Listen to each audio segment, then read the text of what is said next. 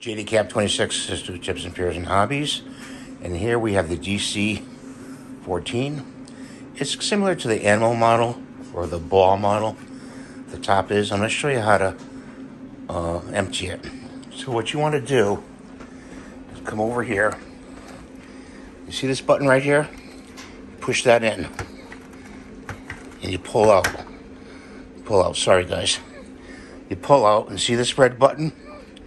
Right here, that's how you empty it. Bring it up, go to the barrel,